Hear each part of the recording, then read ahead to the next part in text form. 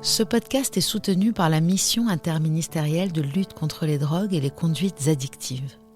La MILDECA anime et coordonne les actions du gouvernement en matière de lutte contre les toxicomanies. Bienvenue dans Contradiction, le podcast pour les gens qui se donnent du mal pour aller bien. Le pervers narcissique, souvent, c'est quelqu'un qui est très charismatique, qui se présente bien, qui va en fait revêtir un masque. Donc ce masque-là, il va être idéal en fait. Quand tu dis c'est une drogue sur mesure, c'est exactement ça. Mon invitée est passionnée de littérature, de musique et de cinéma. A fait des études de stylisme, mais elle se fait repérer par M6 à l'âge de 20 ans.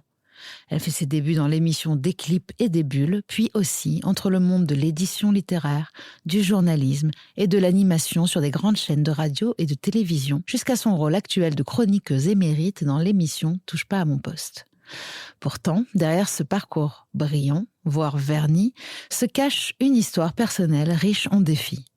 Élevée dans une famille adoptive, aimante, Sophie a connu des épreuves dès son enfance qui ont forgé sa vision des relations humaines et amoureuses particulièrement. Comme les substances, l'emprise crée un état de manque permanent alors que l'amour comble et complète, m'a-t-elle confié pour préparer cet épisode.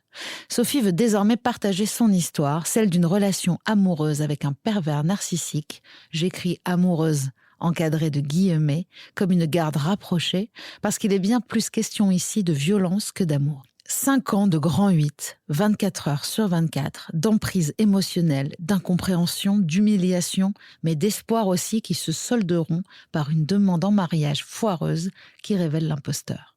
Un déclic de plus, sauf que celui-ci semble être le bon.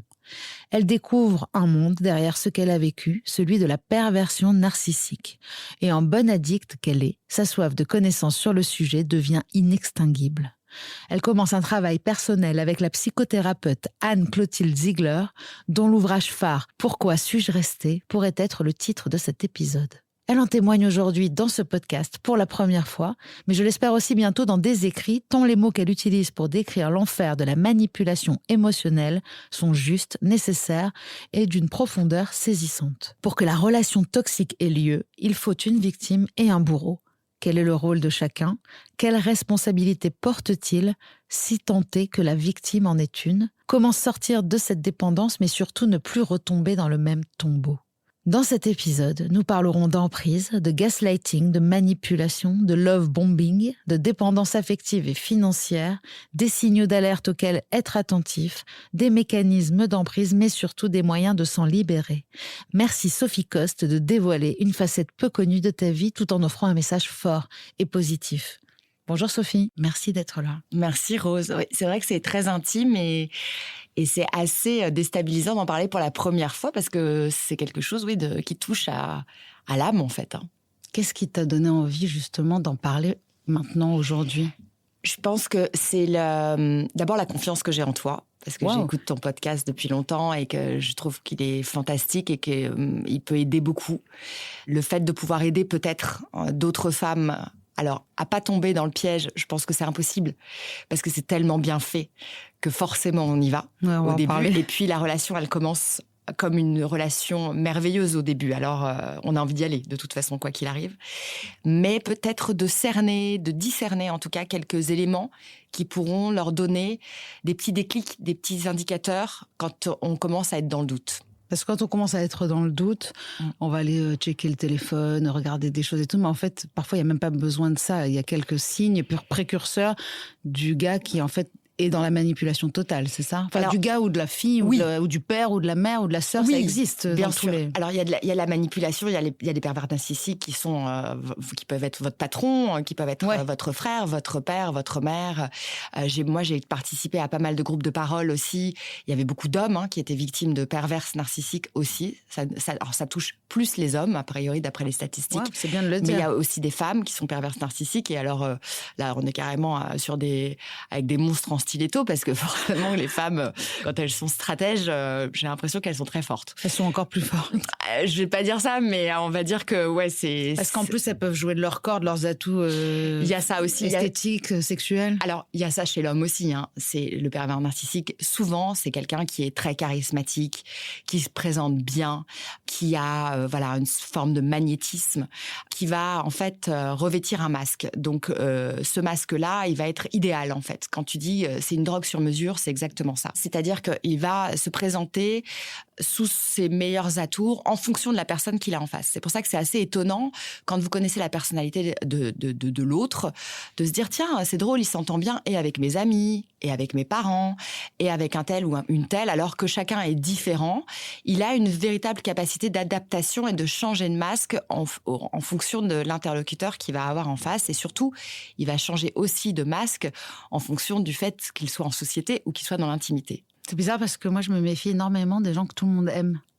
Mais vraiment, j'ai un truc comme ça. Je pense que c'est vraiment pas pour moi. J'ai la chance, j'ai cette chance-là, il faut bien que j'en ai. C'est de ne pas être attirée par les gens manipulateurs, pervers. Je sens vraiment, en fait, j'ai comme une espèce de sens à détecter ça, à me dire, mais en fait, pourquoi il fait ça? Pourquoi tout le monde l'aime? Pourquoi il veut plaire à ma meilleure amie en même temps? Ouais, j'ai cette chance-là, heureusement. Alors, tout le monde ne l'aime pas, mais il essaye de plaire à tout le monde. Voilà. Après, il y a des gens qui, peut-être comme toi, les détectent ou alors sentent par leur intuition, qui écoutent leur intuition, qu'il y a quelque chose de faux, quelque chose qui sonne... des mauvaises énergies aussi, il peut y avoir ça. Peut-être que je suis jamais tombée sur un pervers narcissique et je me ferais peut-être prendre au piège comme tout le monde. La perversion narcissique, en fait, moi j'ai beaucoup travaillé sur le sujet parce que c'est un mot, un terme qu'on emploie depuis assez peu d'années, mais qu'on emploie beaucoup. Par exemple, on peut voir les couvertures de magazines féminins, mon ex est-il pervers narcissique, etc. Faites le test, les PN, etc. Alors, c'est un terme qui a été un peu galvaudé et malgré tout, ça reste quand même, il faut bien le signaler, c'est 2-3% de la population, donc c'est pas beaucoup, il y en a pas partout, on n'est pas entouré de pervers narcissiques. Ça concerne quand même très peu de gens. On peut être narcissique et c'est plutôt assez sain d'être narcissique, c'est plutôt assez sain de s'aimer et de montrer le meilleur de soi-même. Et on peut avoir certaines perversions.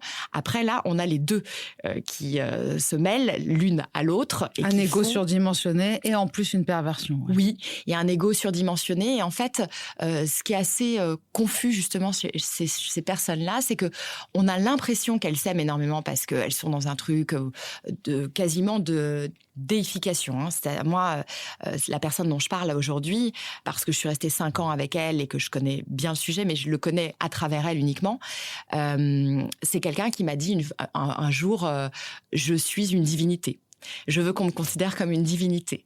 Cette phrase-là, je l'ai entendue et l'a même ressortie après à ma meilleure amie qui était un peu estomaquée. Et moi, ça me faisait rire sur le moment. Je pensais pas qu'il était sérieux. Donc, c'est des gens qui vont se présenter comme ça, comme quelqu'un qui est très sûr de comme lui. Kanye West. Ouais, ça peut. Bon, Kanye West, je pense que c'est impressionnant. Il fait partie des 2-3%. Ouais. Je peux pas m'avancer. Non, mais moi, ça m'a toujours impressionné les mecs qui vraiment, en fait, c'est pas un jeu. Ils se sentent vraiment au-dessus. Oui. Au-dessus, comme Dieu, comme vraiment, intouchables. Mais au fond, qui ont une véritable faille narcissique, énormément de failles narcissiques, et qui sont comme des coquilles vides. Donc, en fait, ils n'ont pas confiance en eux.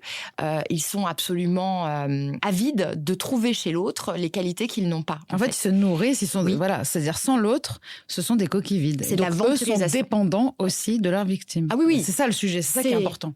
Oui, parce que tu parles de dépendance. C'est une interdépendance. C'est une codépendance absolue. Et c'est pour ça qu'on a beaucoup de mal à en sortir et qu'on y retourne et que lui aussi y retourne.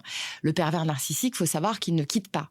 Il reste, puisque tant que vous le nourrissez, il n'a aucune raison de partir. Pour lui, c'est fantastique. Vous êtes son oxygène. Donc, il va pas partir.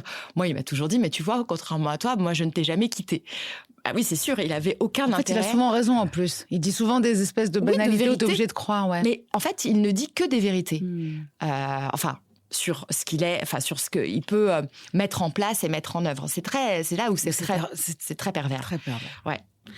Est-ce que tu peux nous donner ta définition de l'addiction, puisqu'on commence comme ça en général?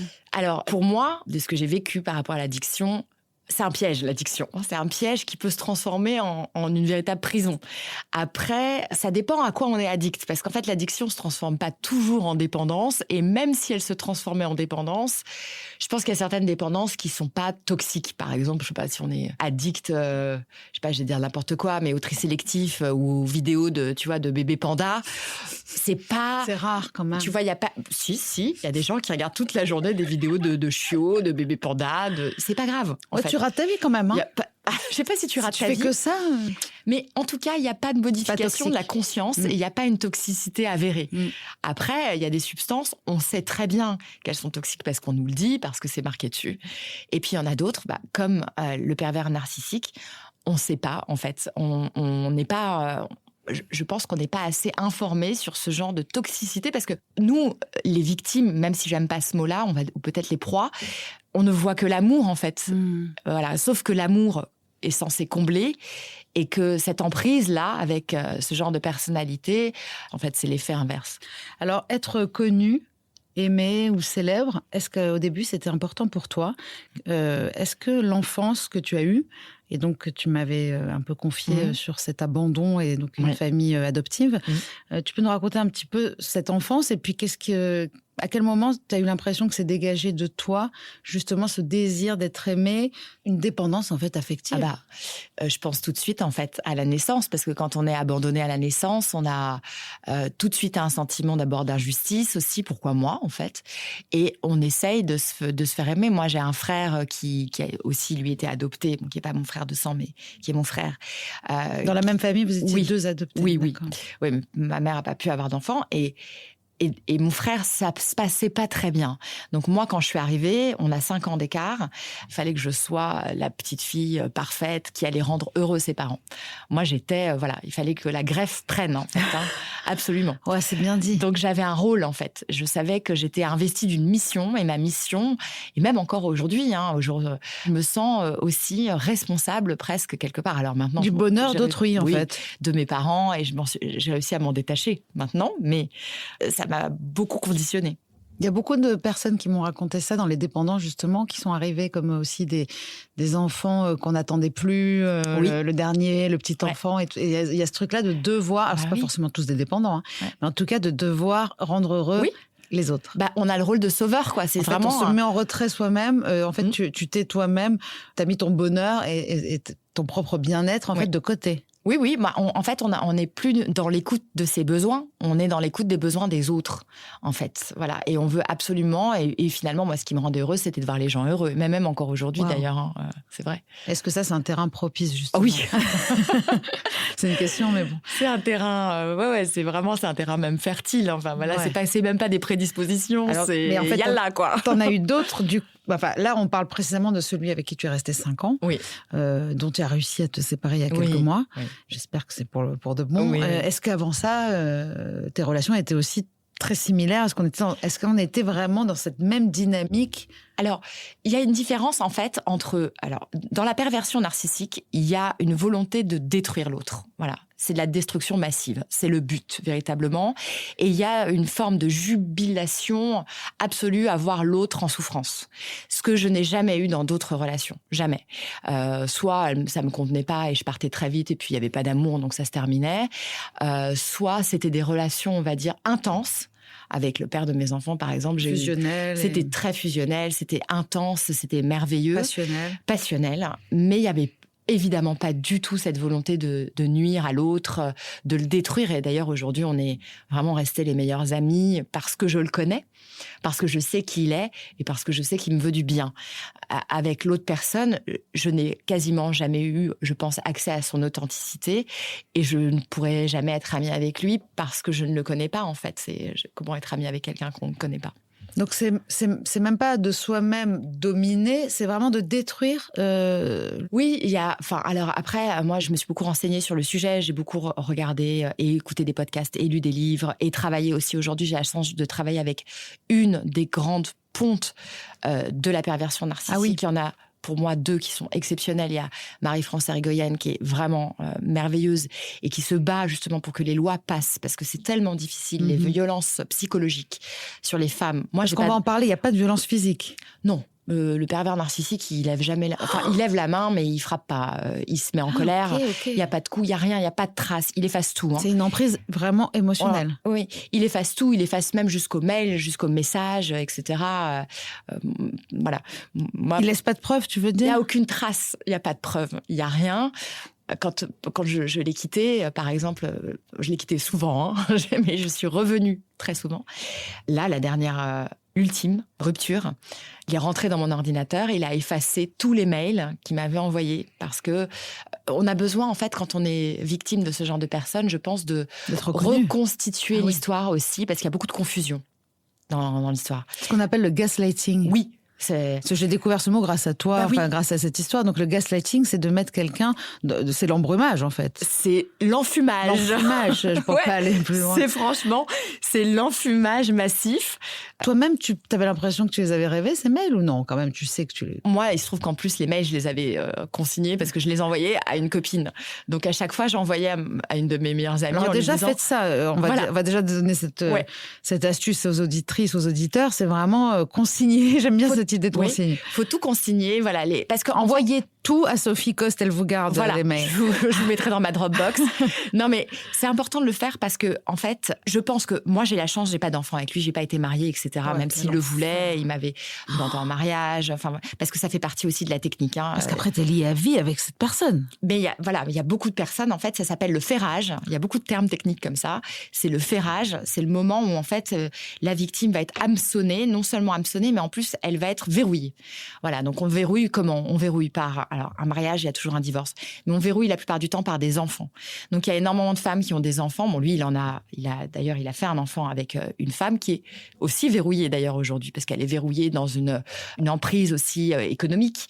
Et avec cette femme-là, j'avais voulu, à un moment donné, échanger. Cloisonne, bien sûr. Il faut cloisonner absolument pour... Parce qu'en plus, tu as découvert qu'il n'était pas la même personne avec les autres. Pas du tout. Il joue le rôle pour chacun. C'est pour ça que c'est vraiment une drogue sur mesure. C'est ça, c'est vraiment une drogue sur mesure.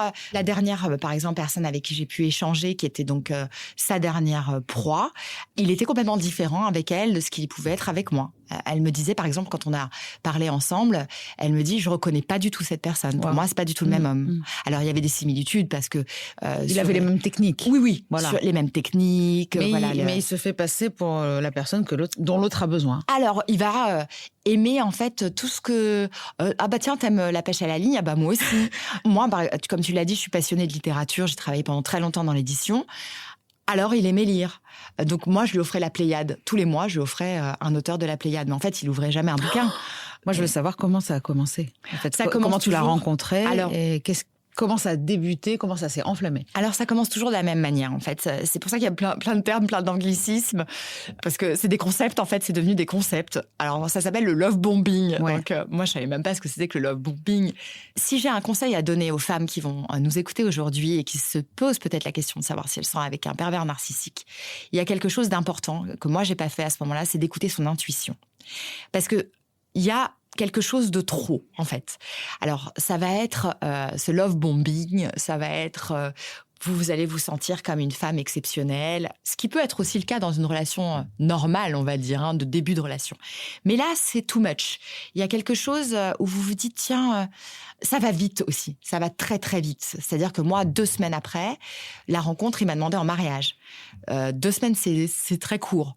Il m'a même dit que son ex-femme était tombée enceinte 3 semaines après leur rencontre.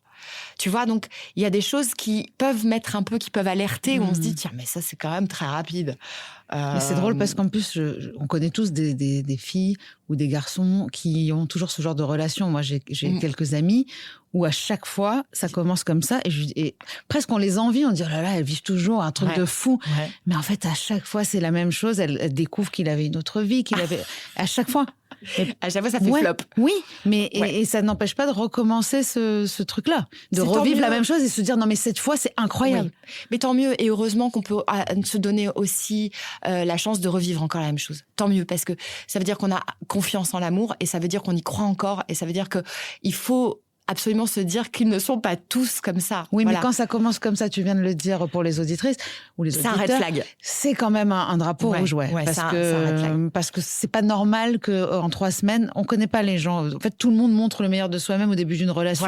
Même quand c'est quelqu'un de normal, pas pervers, narcissique, on découvre des choses. Ah oui. Puis il y a aussi autre chose, il y a aussi les gens qui décompensent. C'est-à-dire que d'un coup, tu as quelqu'un et puis il y a quelque chose qui se passe dans votre histoire de couple, ou alors un drame, ou la mort de sa mère. Un déclencheur. Voilà, et soudainement, la personne devient quelqu'un d'autre. Donc, on a tous des mauvaises surprises à un moment ou à un autre, mais là, c'est autre chose. Mais là, c'est autre chose. On a tous une part un peu sombre, on a tous des trucs qui vont venir faire des déclencheurs. Là, c'est complètement autre chose. Bon, là, c'est la passion. Oui, c'est la passion, puis c'est l'idéalisation. Comme je t'ai dit, on se trouve des points communs. Vous êtes rencontrés comment déjà ? On s'est rencontrés, en fait, on se connaissait déjà, mais de loin. On se connaissait déjà depuis...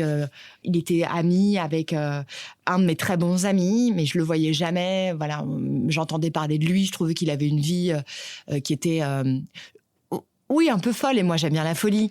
Donc, je faisais quoi dans la vie sans vouloir Il est c'est un homme d'argent, il travaille pouvoir dans la finance. Oui, de pouvoir aussi. Donc. Oui, de pouvoir. Il y en a beaucoup dans la finance.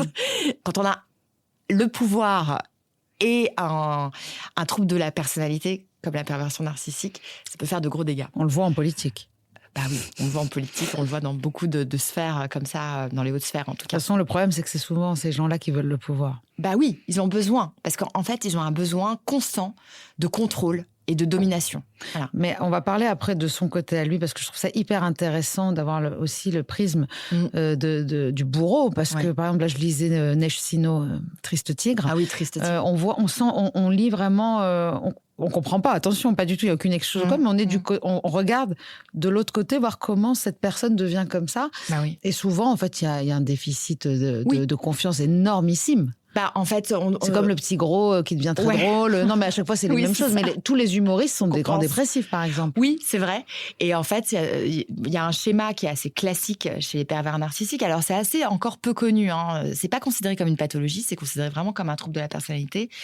En revanche, il y a des similitudes. Alors, trouble de la personnalité, pour qu'on comprenne bien, c'est par exemple personnalité borderline. Oui, ça pourrait être ça, ouais. Personnalité évitante, mais pas, par exemple, bipolarité, tout ça, c'est un trouble. Ça, c'est une TDAH, c'est un trouble aussi, je crois. C'est pas une maladie. Alors, il y a des psys qui disent, oui, c'est une pathologie. C'est comme la mythomanie. Voilà. Vu qu'il y a de la mythomanie, c'est une pathologie quand même. Oui, bon. Mais pour l'instant, c'est pas répertorié, on va dire, officiellement comme une pathologie. Mais enfin, tous les psys qui s'y connaissent très bien et qui sont aguerris à ce genre de choses vous disent, oui, c'est une pathologie, oui, c'est une maladie, évidemment.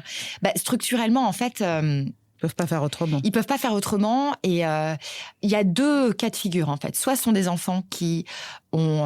parce que moi, j'ai beaucoup d'empathie, en fait, toujours. Mais je comprends. En fait, même pour la personne. C'est-à-dire que je lui en veux même pas. Parce que tu sais que c'est pas de sa faute, quelque part. Mais c'est horrible, je comprends. Oui, c'est pas de sa faute. Voilà, c'est comme ça. Il est structurellement fait comme ça. Je reste assez neutre, en fait, par rapport à ça. Je me dis, il est comme il est. En fait, le but, c'est pas de détruire ces gens-là. Le but, c'est de pas tomber dans leur piège. On peut pas les détruire de toute façon, ils sont toujours plus forts. Ce qu'on veut, nous, aujourd'hui, c'est sortir de ce piège et surtout ne pas y tomber. Oui.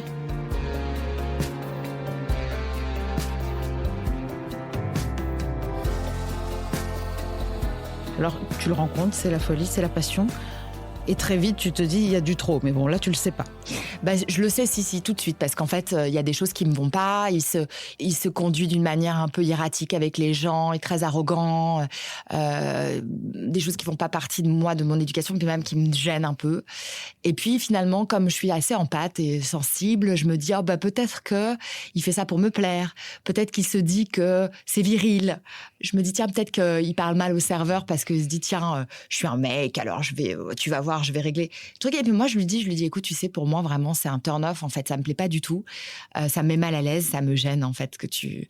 Donc, il va régler un peu le curseur. Il veut te plaire, quand même. Il veut plaire, et surtout, ce sont des personnes qui vont intégrer, en fait, toutes vos datas. C'est-à-dire que tout ce que vous allez leur dire, ils vont le mettre dans un disque dur, et en fait, ils vont s'adapter. Ça, c'est le début. Ça, c'est la phase de lune de miel, ce qu'on appelle la lune de miel. Comme avec un produit, on appelle ça aussi la lune de miel, avec n'importe quelle drogue. Mais tu sais, c'est exactement la même chose. C'est pour ça que la comparaison, en fait, c'est exactement la même chose. La phase, en fait, on teste On trouve ça super et ça nous fait du bien. Pourquoi ? Parce qu'en fait, on a un manque à ce moment-là. Donc, ça vient réparer quelque chose. Ça vient réparer quelque chose. Là, toi, à ce moment-là, ça vient réparer ton manque de confiance parce que tu as quelqu'un qui t'aime moi, je suis dans ton entièreté. Oui, moi, je suis clairement dans une période de ma vie où je viens de me séparer du père de mes enfants, où c'est très compliqué, où il le sait et où il s'engouffre dans ma faille narcissique. Voilà, là, c'est facile. Hein. Je suis je suis très fragile, en fait, à ce moment-là. En fait, il repère le corps de souffrance. Oui. Et ils sont très forts. Voilà. Très ils viennent se loger là. Ouais, d'accord. Ouais. Oui, comme la drogue, mais la drogue n'est pas une personne. Ouais. Mais la drogue vient se loger dans le corps de souffrance. Ouais, c'est ça. En fait, oui, la drogue, si on compare avec la drogue, on va se faire un shoot, par exemple, qui va être peut-être le premier shoot va être super parce que ça va te redonner confiance, parce que ça va venir pallier quelque chose qui manque. Et puis ensuite, on va jamais vraiment retrouver cette première fois, ce shoot. Donc, oui, c'est la même chose. Voilà. Donc en fait, c'est ça. Et puis lui, surtout, il va souffler le chaud et le froid. Donc on va être en permanence baladé entre quelque chose qui est super. Et puis ça se passe aussi au niveau neurologique comme la drogue. C'est-à-dire que c'est la même manière de fonctionner. Au départ, en fait, ce premier shoot qu'on a de love bombing, de lune de miel... Ouais. On sécrète en fait de la dopamine, toutes les hormones du bonheur, l'ocytocine, ces hormones qui sont super, les endorphines, etc. Donc on est bien quoi. Et on se dit waouh, je plane en fait. Ah ouais, je plane parce que on m'a jamais dit ça en fait. C'est une manière aussi de procéder qui est c'est tout le temps. Donc on n'a pas le temps de respirer. On n'a même pas de recul en fait. Il faut aimer ça quand même. Moi, je trouvais que c'était un peu too much. Parce que je me suis dit, mais bon, en fait, il me lâche pas, quoi. Bon, ça va aller 5 minutes, il est quand même très présent. En même temps, on s'habitue, s'il le fait pas, limite, on se dit pourquoi il en voit pas. Il le fait plus après. Ouais. En fait, c'est un dealer qui est lui-même, en plus, c'est lui-même la drogue qu'il deal. C'est horrible. Il est dealer plus produit. Plus drogue. T'as tout résumé, en fait. Il deal sa propre drogue, qui est lui-même. Ouais. En plus, ça lui coûte rien. Et ça lui coûte... Alors, est-ce que ça lui coûte rien ? Non, si, parce qu'il dépense beaucoup d'argent. Mais ça, tu vas nous dire aussi. Il fait des cadeaux. Beaucoup de cadeaux, beaucoup de cadeaux. Ceux qui n'ont pas les moyens, j'ai vu d'ailleurs, il y en a plein qui sont aussi endettés et compagnie parce qu'ils ont des vies. On les voit sur les documentaires Netflix, tous ces pervers narcissiques qui se sont inventés une vie. Il y en a, parce que lui, il avait les moyens. Oui, lui, il avait les moyens. De toute façon, ils mettent tout en œuvre pour vous plaire. Donc, quand on veut plaire à quelqu'un, qu'est-ce qu'on fait ? On fait des cadeaux, on fait des surprises, on donne le meilleur de soi-même. Ça fait partie du game, en fait. C'est normal de le faire. Et au bout de combien de temps, ça change ? Il y a quelque chose qui, justement... Alors, ce qui est incroyable, c'est que je pense que c'est exactement comme quand on est sous l'emprise d'une drogue ou quand on devient dépendant à un produit ou à l'alcool ou à la cigarette. On ne voit pas qu'on est en train de sombrer, en fait. C'est pernicieux. Ton entourage, oui ? Non, parce qu'il plaisait à tout le monde. Alors, il y avait des bémols. Il y avait certaines personnes qui me disaient, tiens... il essaye de me prendre à partie pour me dire c'est pas facile quand même de vivre avec Sophie, elle est pas évidente. Hein. Comme c'est des gens qui me connaissaient très bien, ça fonctionnait pas. Mais il y avait des gens qui étaient plus réceptifs que d'autres. Et très vite, tu vis avec lui ou alors il a sa propre vie, les livres ? Alors, moi, j'ai eu beaucoup de chance parce que on vivait pas dans le même pays. Ce qui n'a pas été le cas, en fait, de l'autre proie avec qui j'ai pu parler, et même encore d'autres, d'ailleurs, du reste. Mais là, il y en avait beaucoup. Beaucoup en même temps ? Ah oui, en même temps. Comment alors ? Quelle énergie ? C'est fou, quelle énergie, mais c'est ce que je me disais, quoi. Ça doit être horrible. Je sais pas, parce que même les mensonges et tout, je me dis, mais comment ils faisaient pour... On n'aimerait pas être eux, quand même. Hein. Ah non, on n'aimerait pas être eux, et puis on sera jamais eux, ça c'est une bonne nouvelle. Mais c'est fou, puis même la prise de risque, quoi, à un moment donné. Ça m'angoisse quand tu t'engouffres dans un mensonge, mais tu finis par, Dupont de Ligonnès. Ouais. Non, mais c'est vrai, tu finis par tuer tout le monde. Tu finis par y croire, surtout, à tes propres mensonges. C'est ça qui est assez incroyable, c'est que je pense qu'il croyait vraiment à ses mensonges. Et effectivement, pour répondre à ta question, moi, je n'ai pas vécu avec lui parce que lui habitait en Angleterre et que moi, je suis toujours à Paris. Mais cette fille qu'il avait rencontrée comme dans l'Eurostar, etc., tout de suite, il lui a dit « Tu quittes ton appartement, tu viens t'installer avec moi ». Elle a eu ce truc-là parce qu'en fait, le pervers narcissique, il vous met dans une bulle, hein, c'est son truc, il vous isole de différentes manières. Donc, être dans une bulle quand on est amoureuse, au début, c'est chouette. En fait, on a même envie d'être dans une bulle. Sauf que la bulle, elle dure, et puis elle est de moins en moins sympa, la bulle. Elle est de plus en plus triste, noire, sombre, cette bulle. Donc, et hermétique au monde, en fait. Hermétique au monde. Moi, mes amis me disaient, mais on ne te voit plus, on fait plus de dîner, tu fais plus de dîner chez toi. Tu n'avais pas le droit ou tu n'avais même pas envie? Non, j'avais le droit de tout faire, c'était pas le problème. Et puis moi, de toute façon, c'est compliqué de me dire, tu n'as pas le droit. Mais il arrive d'une manière insidieuse à vous faire entendre que moi, j'aimerais vraiment être avec toi ce week-end, c'est sympa. Regarde, on est tous les deux. Ou alors, voilà... Donc, du coup, parfois, on partait, on faisait des week-ends. Donc, on était rarement, en fait, finalement, à Paris, dans cette possibilité de voir ma famille. Il a dû venir une fois chez mes parents. Et mes amis, pareil, on les voyait pas beaucoup. Mais quand il n'était pas là, quand même, tu faisais ta vie. Oui, quand il n'était pas là, je faisais ma vie. Tu t'es pas trop isolée non moi, plus, finalement, non, mais parce que je pense que j'ai cette chance aussi, voilà, d'être super bien entourée, d'avoir... une stabilité affective. Je tiens à préciser que tu es quelqu'un qui me semble extrêmement intelligente, donc c'est pas un rapport à... parce qu'on peut se dire, oui, tu te fais enfumer, t'es idiote, quoi. Ah ouais, alors ça, et ça, il faut arrêter, c'est pareil que tu prends de la drogue, t'es faible. Ouais, je pense que ça, il faut enlever cette image-là. Non, parce que c'est horrible, c'est la double peine, en fait. Mais par contre, j'aimerais savoir s'il y a un profil de victime. Parce que, pas idiote, mais gentil, empathique. Ouais, empathique. Alors, les victimes, les proies, etc., sont forcément... empathique. Parce que, en fait, on essaye de comprendre. Donc ça fait partie de l'empathie. On essaye de comprendre l'autre, de se mettre à sa place. C'est la définition même de l'empathie. C'est très une intelligence émotionnelle, en plus, à la base, de comprendre l'autre. C'est que, en fait, souvent, c'est des femmes qui sont HPI, HPE, très souvent. Donc, ouais. C'est au potentiel intellectuel, au potentiel émotionnel. Bah oui, parce qu'il va prendre les qualités de l'autre. Si cette femme-là n'a pas de qualité au départ, elle n'est pas intéressante. Il faut détruire. Donc, comment c'est un vampire. Il faut détruire quelque chose qui est fort, sinon c'est pas intéressant. Et plus la personne est forte, par exemple, moi, j'étais la proie principale.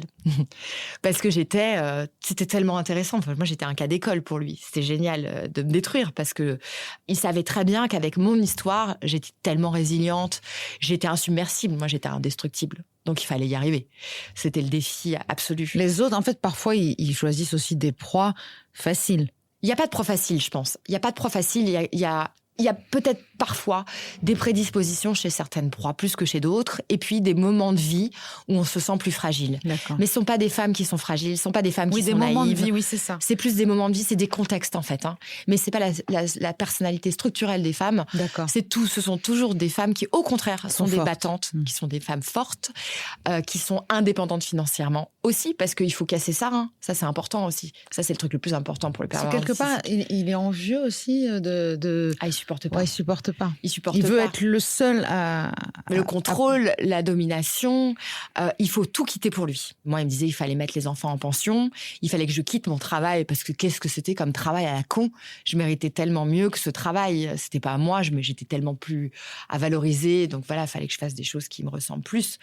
Moi, je suis très heureuse dans mon travail. Donc, mais en fait, c'est pas vrai. Bien. Il veut pas que tu fasses des choses mieux. En vrai, il veut juste que tu quittes ton travail. Il veut que j'ai plus d'argent, en fait. Voilà, donc c'est pas vrai. Il veut pas que tu trouves un travail plus valorisant, en vrai. Non, il veut en fait que je m'occupe de lui et me donner de l'argent, m'entretenir en fait, voilà. Mais il te fait croire quand même que tu mérites mieux en travail, c'est ça qui est fou. Bah oui, parce que forcément, il arrive toujours avec des arguments où on doute, on se dit tiens, est-ce que je ferais pas autre chose? Est-ce qu'effectivement, là, j'ai envie, puisque tu parlais de l'écriture, c'est vrai qu'en travaillant 4 ans dans les maisons d'édition, ça m'a donné envie d'écrire aussi, moi. Ce que tu m'as envoyé, en tout cas, pour me faire comprendre un petit peu ton histoire, dans ma tête, je l'ai imaginé non seulement en livre, mais en film.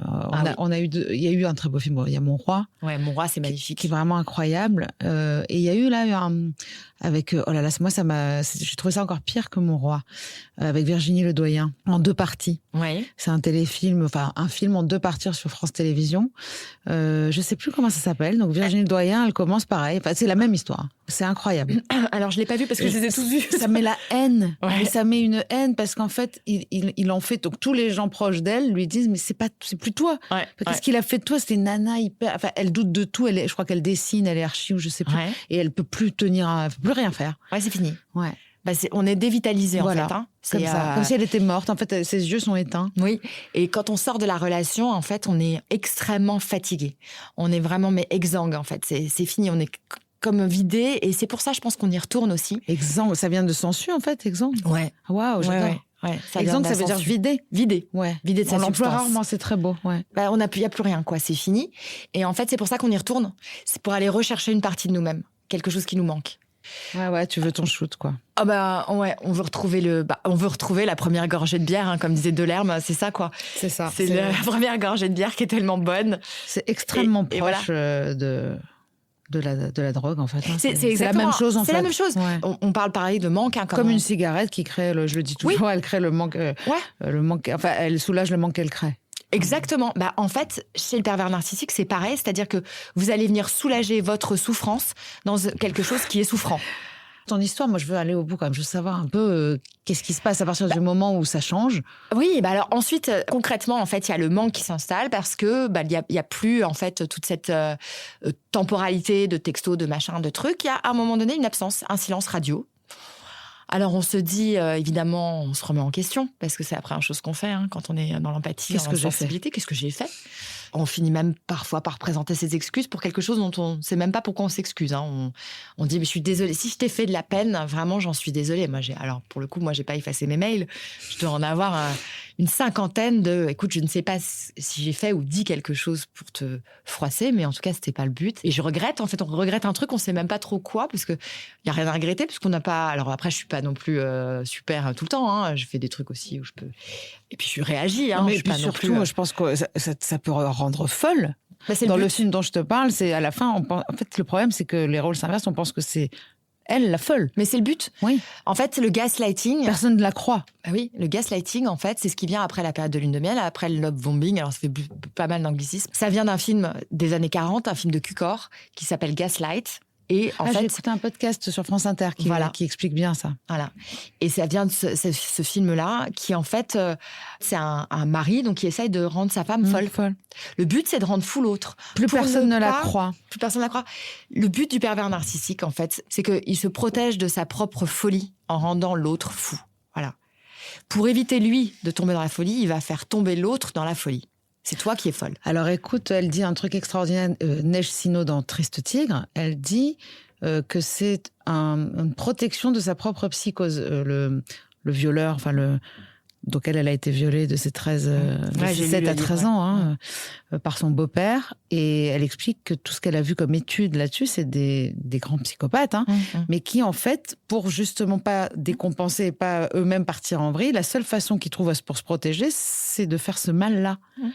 Donc c'est ça qui est complètement faux. C'est pour ça que je dis, évidemment, on peut pas les aimer et on peut pas les excuser du tout. Mais quelque part, l'empathie, je comprends que tu en aies encore parce que tu te dis, en fait, on n'aimerait pas être eux, quoi. Ce qui est important et intéressant aussi, c'est de comprendre. On dirait que tu as fait une thèse. Ah, moi, d'abord, je suis journaliste, alors c'est vrai que quand il m'arrive un truc, je compulse tout. Et puis depuis toujours, en fait, j'ai besoin de comprendre. Alors parfois, t'es une addict, on est d'accord. Oui, je suis addict à tout, en fait. Moi, j'ai aucune. C'est quoi ta première addiction ? Je pense la littérature en premier. Ça, c'est bien. Enfin, la littérature. Après, je suis addict à plein de trucs. Hein. Moi, je suis addict à l'odeur de mes enfants. Je suis addict à plein... En fait, ce qui est fou, c'est que tu as des belles addictions. À plein de choses. Oui, alors après, on peut aussi... Comme moi, je suis nulle en modération et que j'ai essayé quand même des choses, j'ai pu aussi tomber dans la dépendance sur des trucs toxiques. Oui, bien sûr. Bon, voilà, j'ai essayé des choses quand j'étais plus jeune et c'est pour ça que je mets en garde mes enfants là-dessus aussi. Ne jamais essayer. Bon, alors après, c'est la phase bidon de daronne.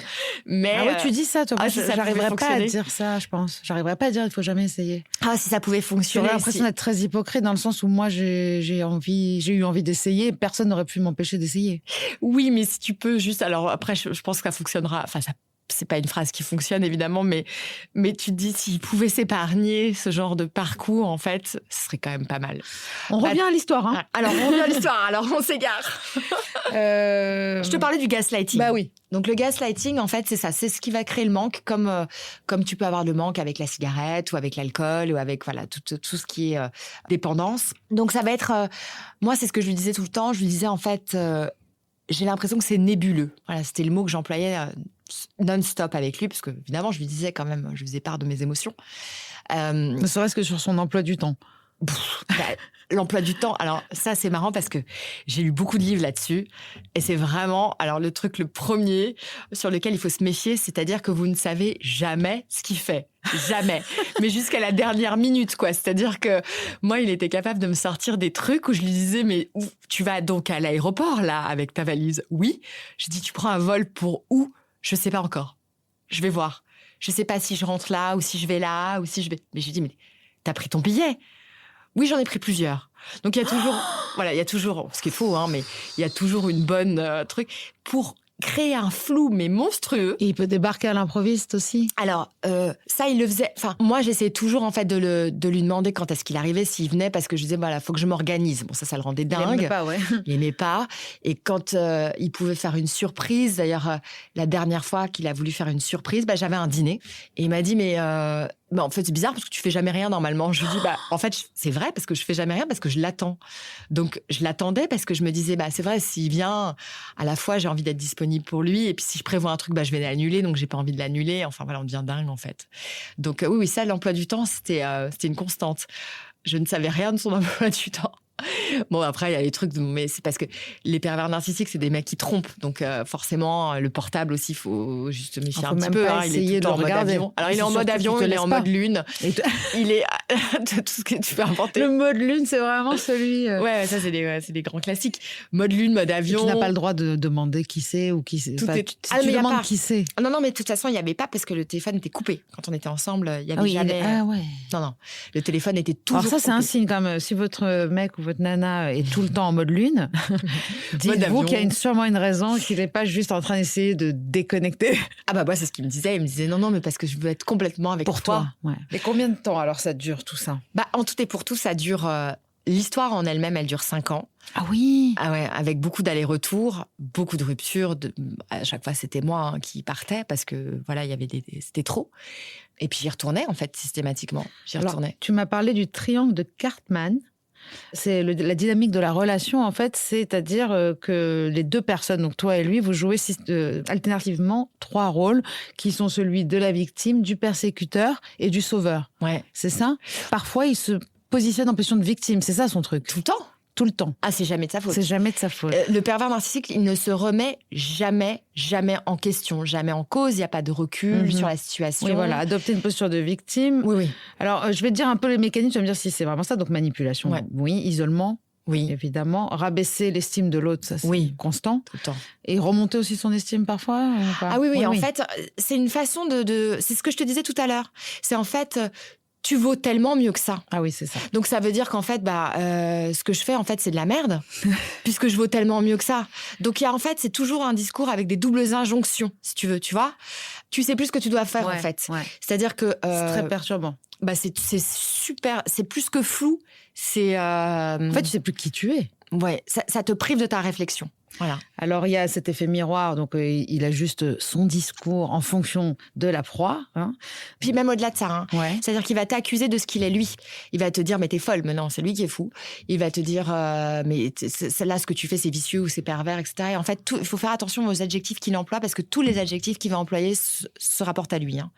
Ça, faut le dire. Alors, c'est comme dans les rêves, tout ce dont on rêve, c'est nous. Ouais. Et là, tout ce que celui-là va dire, c'est lui. C'est ça. Mais c'est la folie comme... Quand il t'accuse de le tromper, par exemple, c'est que lui, il te trompe. Il dépeint son propre portrait. Donc, en fait, il donne tous les indicatifs, tous les indicateurs sur ce qu'il est. Et tu m'as noté des choses où vraiment j'avais la colère au ventre, des choses qui te disent la mise en danger. Par exemple, moi, ça me rend folle, ça. Quand tu es sur la route avec des enfants dans la voiture et que d'un coup, tu sens monter le truc et quoi, il est colérique, il fait quoi en voiture, ce genre de truc? Ça va être, alors d'abord, il y a beaucoup de colère. Donc, voilà, et comme il aimait bien les voitures et qu'il aimait bien conduire vite, ça pouvait se retranscrire comme ça. Mais c'était, en fait, la colère, c'était tout le temps. Parce qu'il y a une insatisfaction chronique, en fait, permanente, quasiment. Moi, pour éviter la colère, c'est ce que je lui disais aussi, j'avais l'impression tout le temps de marcher sur des œufs, en fait. Pour éviter, donc je faisais en sorte d'éviter que ça explose, mais en fait on peut jamais parce qu'il vient vous chercher. Donc quoi que vous fassiez, oui, il y a des moments où genre tu disais Noël, ça on connaît. Bon, ça arrive dans tous les couples, je te rassure. Il y a le Noël est toujours explosif. oui. Mais c'est-à-dire quand ça se passe bien, tu dis ouf, ça s'est bien passé, et non, il va venir chercher. Ouais, j'avais adopté des techniques Ou pour éviter de rentrer dans le conflit, moi j'adore jouer au Scrabble, donc je joue au Scrabble. Tu joues au Scrabble? J'adore. Voilà, alors. Tu joues au jeu sur. Ouais, en ligne. Je joue à Wordfed. Mais j'aime trop. Toi aussi? Mais je te demande en ami, tu me donneras en off ton pseudo. Voilà, j'ai trouvé une Scrabbleuse. J'adore. Donc je jouais au Scrabble, tu vois, je me mettais sur mon application et je jouais au Scrabble toute seule et tout. Et en fait, ça le rendait dingue. Donc la dernière fois que j'ai fait ça, parce que je voulais vraiment éviter un conflit, il est venu, mais comme un gosse en fait. Et là, il m'a tordu la main, tordu les doigts pour que je réagisse. Enfin, je suis là, j'ai besoin qu'on s'occupe de moi, en fait. Mais c'est normal parce qu'ils sont restés, en fait, à l'âge de 4 ans, à peu près. Il y a un problème entre le moi et le surmoi. Moi, je suis pas psy, donc je préfère pas en parler, mais je l'ai bien intégré, je l'ai bien compris. Bah oui, parce qu'il y a un besoin d'attention permanente. Hors pair.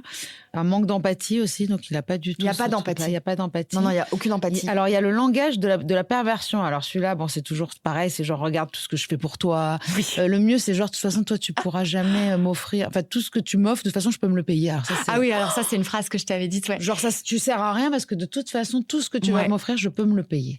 Je me rappelle de cette anecdote, c'était un jour où vraiment, je m'étais mise en 4 pour lui faire un cadeau parce que j'avais envie de lui offrir un très joli sac de voyage, enfin bref. Et j'avais une amie qui travaillait pour le groupe, c'est un groupe de luxe, bref, et elle pouvait m'avoir un discount. Mais c'était un peu compliqué à mettre en place, donc ça prenait du temps, en fait, de pouvoir avoir le 10 sacs en question. Voilà. Et puis, à un moment donné, je lui dis, je suis contente parce que je vais pouvoir te faire ce cadeau et tout. Et il me dit, moi, j'en ai plus envie. J'en ai plus envie parce que j'aurais dû me le prendre, en fait, j'aurais dû me l'acheter parce que là, ça fait trop longtemps. Je lui dis non, écoute, moi ça me fait plaisir de te l'offrir, mais je lui dis voilà, je peux avoir un prix sur ce truc-là, je trouve ça dommage de l'acheter plein pot et pas d'attendre 2 semaines pour le prendre. Mais je lui dis bon, déjà je me sens responsable parce que je me dis le pauvre, j'aurais vraiment dû, c'est vrai. Alors j'étais peut-être été un peu rat finalement de vouloir faire un cadeau un peu moins cher, mais bon, c'était quand même quelque chose qui valait vraiment très cher. Et puis, quand il l'a reçu, ou à un moment donné, je ne sais plus à quel moment la phrase a été dite, mais m'a dit la différence entre toi et moi, c'est que moi, tout ce que tu m'offres, je peux me l'offrir. Oh. Voilà, donc c'est des phrases qui sont des phrases assassines. Et après, on va vous demander pourquoi vous restez. Ouais, c'est ça. Ouais. On a envie de te demander ça, évidemment, mais en même temps, moi, j'aime pas qu'on me demande pourquoi tu as continué à te droguer. D'après toi, oui, parce que j'étais dépendante. Ouais, c'est un classique.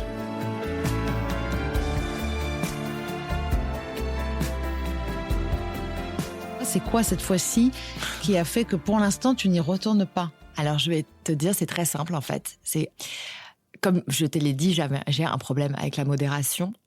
Donc quand je buvais quand même beaucoup. J'avais un peu une descente de polonaise. Tu tiens, pourquoi pas? Écoute, oui, je tenais, mais enfin, c'était même pas le sujet. C'est-à-dire que, comme je faisais les matinales en radio, toute la semaine, je buvais pas une goutte d'alcool. Et puis, le vendredi, c'était un peu, genre, je me bingeais. Donc, lui, il avait trouvé une excuse toute prête, en fait, pour m'accuser de tous les maux. C'était l'alcool. Donc, l'alcool était un vrai problème. Hein. Moi, j'avais un problème d'alcool, c'était un problème. Bon. Et lui, non.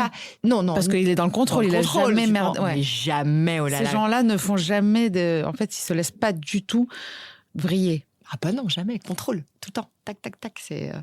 Sinon, comment avoir 4 meufs à la fois? Enfin, tu vois, si tu contrôles pas, quoi. C'est un peu compliqué. Oui. Mais, et en fait, là, alors, le déclic, il est venu de là. Et d'ailleurs, vraiment, pour ça, je le remercie parce que, effectivement, moi, ça commençait aussi à me poser un problème, ma consommation. Elle arrive à le remercier encore, t'as vu? Oui, bien sûr, parce que c'est chaque personne qu'on te met sur ton chemin, dans ta vie, c'est pour te faire avancer. Hein. Donc, on rencontre des gens, voilà. En fait, s'ils sont sur ton chemin, c'est que c'est ton chemin. C'est pas un hasard. Ouais, donc, il n'y a pas de problème. Moi, voilà, il a été le bienvenu dans ma vie pendant 5 ans, avec des moments off, des moments on. Il t'a fait avancer. Il m'a fait énormément avancer. Il n'est plus dans ma vie, il le sera plus jamais. Mais il y a rien de grave. Moi, j'ai pas laissé vraiment des plumes comme certaines femmes. J'ai toujours mon travail, j'ai toujours mes amis, j'ai toujours mes enfants, j'ai toujours ma santé.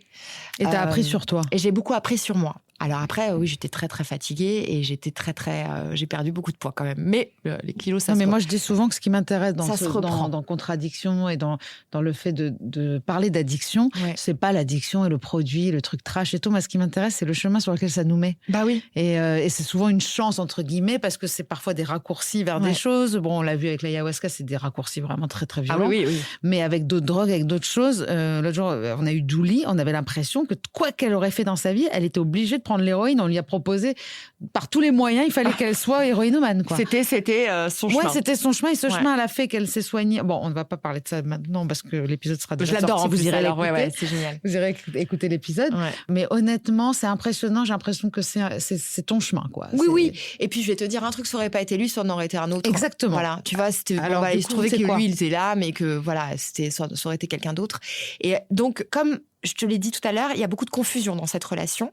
C'est marrant parce que d'ailleurs, étymologiquement, la confusion... c'est rester en fusion. Ouais, c'est rester en fusion. Et lui, c'est ce qu'il veut. Moi, ce qui a été le déclic, ça a été d'avoir plus de clairvoyance par rapport à cette relation-là.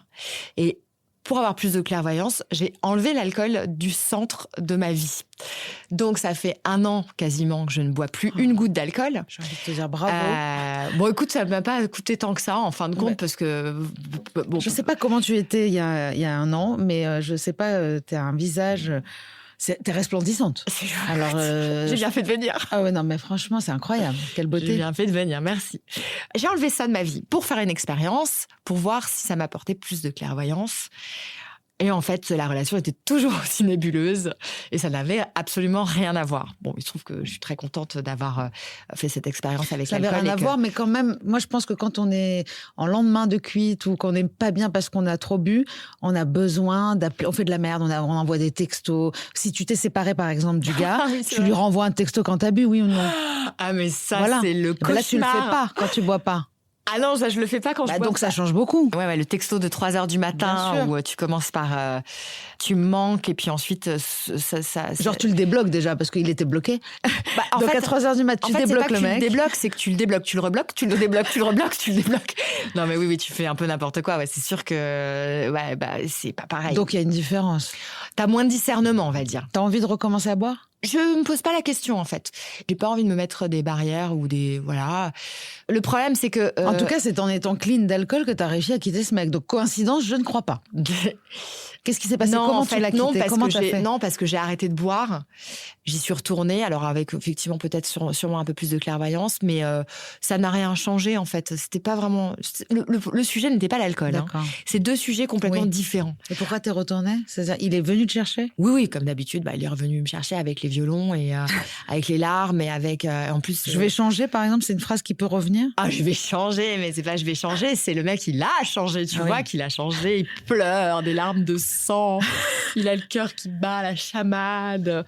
Et puis en plus, j'étais avec mes enfants, mais vous vous rendez pas compte comme j'aime votre mère, et puis vous aussi, vous me manquez, et puis vous êtes ma famille. Enfin, et tes enfants alors là-dedans? Mes enfants, ils sont un peu tristes parce qu'il aimait beaucoup et qu'il était très complice avec eux, il a toujours été vraiment adorable avec mes enfants. Non, je veux pas que tu te rappelles du bon, là. Donc, je suis pas là pour ça. Non, mais moi, je suis pas là pour ça. Moi, j'ai pas de problème à me rappeler du bon. Hein. J'ai aucun. En tout cas, il aura pas fait de mal à eux. Bah si, franchement, ils sont hyper tristes et puis ils lui en veulent vachement. Ils sont très en colère, hein. Vraiment, ils en parlent beaucoup. Et je leur dis, si vous avez besoin d'en parler, c'est bien. Moi, aujourd'hui, j'en parle avec toi, donc je pense que voilà, c'est bien d'en parler, mais j'espère qu'à un moment donné, voilà, avec le temps, ça ira. Moi, je l'ai préservé beaucoup sur ma relation. Ils savaient pas que j'étais triste le matin. Ils savaient pas que je pleurais le soir. Ils savaient t'as pas... 3 garçons, hein? Ouais, j'ai 3 mecs. Alors moi, c'est ça qui m'a marqué quand j'ai regardé un peu toute ton histoire, c'est qu'il n'y a que des mecs, en fait, autour de toi. Tous tes patrons. Oui. Donc, de Michel Foucault à Robles, à Cyril Hanouna. Avec des hommes. Que des hommes. C'est vrai. Est-ce qu'il y en a eu, sans citer de nom, est-ce qu'il y en a qui t'ont fait du mal? Dans mon travail? Ou en citant des noms, hein. Non, est-ce que tu as connu des patrons de radio, de télé pervers narcissiques, justement? Honnêtement, je me suis toujours préservée. J'ai jamais eu vraiment... Non, j'ai plutôt eu des bonnes relations. Moi, je t'ai rencontré, d'ailleurs, la première fois que je t'ai vue, j'étais invitée chez Nolo. Chez Nolo. Ouais, et je suis venue parler de kérosène, c'est ça? Et t'étais émue aux larmes, et en fait, maintenant, je comprends. Tu as compris ce que c'était, tu savais ce que c'était l'addiction. Ça me parlait tellement, en fait, kérosène, vraiment, les textes et tout, et je trouve ça...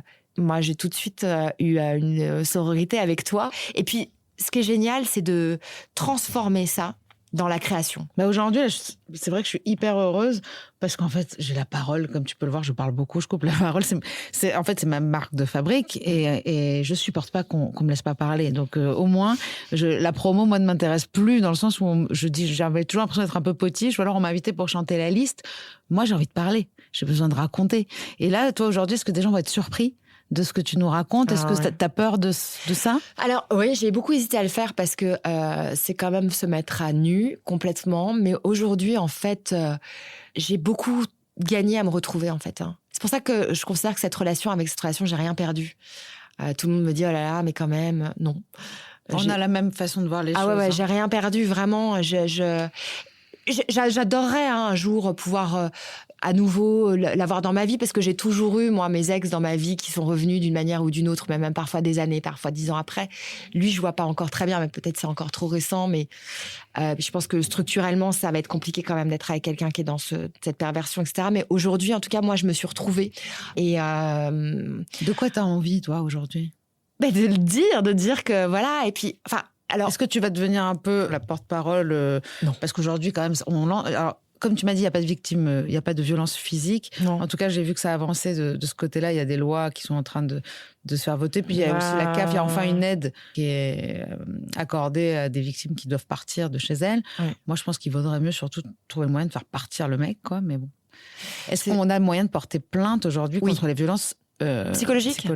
Il y a une loi, attends, j'avais noté parce que alors là, je suis pas, alors du coup, non seulement je suis pas psy, mais je suis pas encore. Non, moins mais je veux le numéro de la loi, le tirer. Encore moins juriste. Oh, bah, je vais te la ressortir. Attends.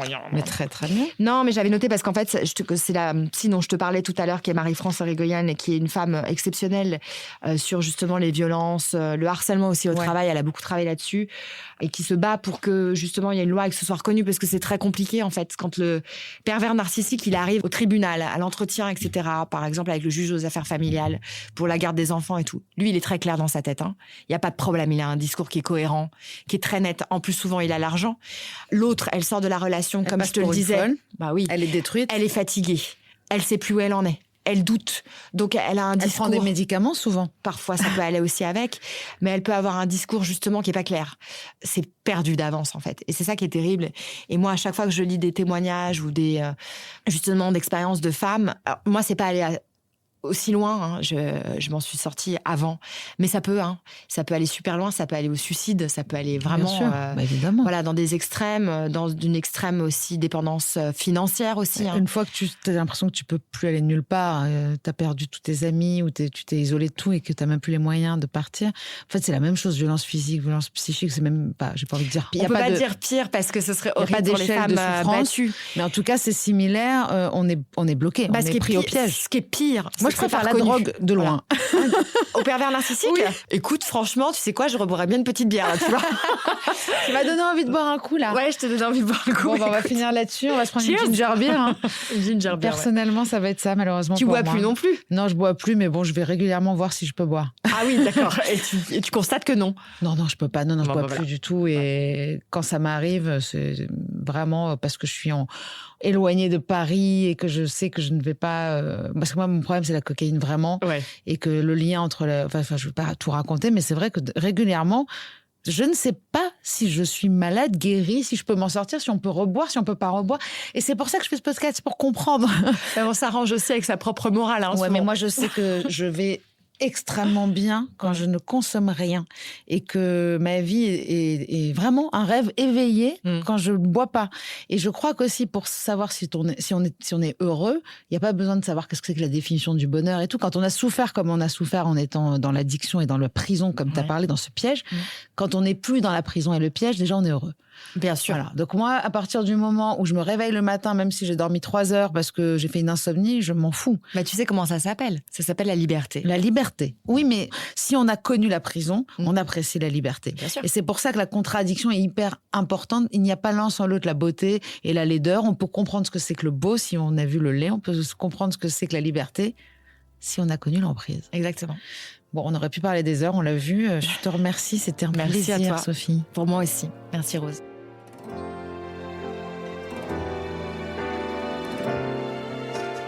Contradiction, ce n'est pas seulement un podcast, c'est aussi un livre qui s'en inspire, mais qui lui est surtout complémentaire. Alors vous y trouverez des réflexions autour de la dépendance, de ce que j'ai appris, des solutions que j'ai trouvées. Contradiction, le livre, est disponible à peu près partout aux éditions Erol. Rendez-vous dans 15 jours sur toutes les plateformes d'écoute pour un nouvel épisode. Et en attendant, retrouvez-nous sur les réseaux sociaux de Rose et de Contradiction.